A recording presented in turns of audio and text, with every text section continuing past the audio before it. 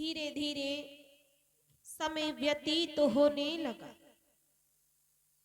श्री सूत देव जी समझा करके कहने लगे कि हे शौनकादिक ऋषियों,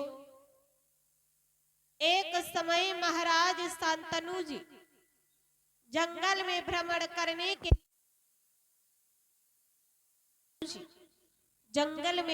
करने के लिए गए तो उनकी भेंट सत्यवती जी से हुई।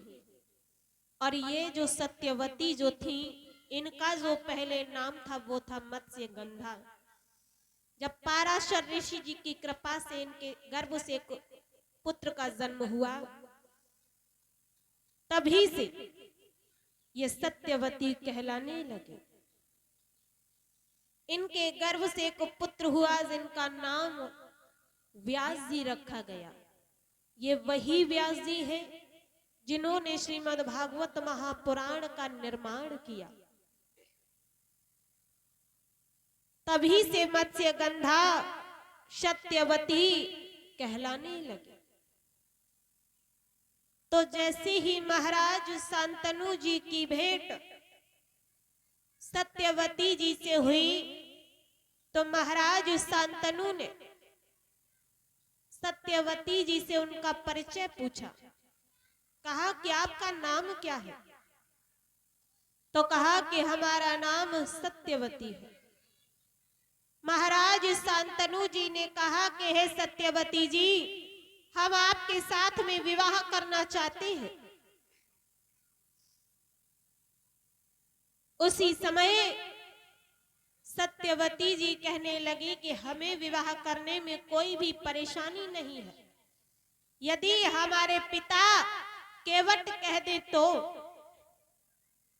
तो उसी समय महाराज शांतनु जी विवाह का प्रस्ताव लेकर के उसी केवट के पास में पहुंचे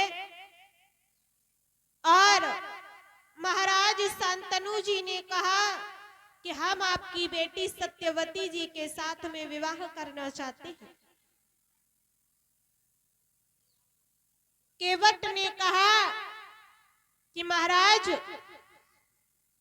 आपके घर में पहले से ही गंगा पुत्र देवव्रत मौजूद है और आपके बाद आपकी राजगद्दी के मालिक भी वही बनेंगे और हमारी बेटी की संतान तो उनकी नौकर बनकर के रह जाएगी, इसलिए हम ये विवाह नहीं करेंगे।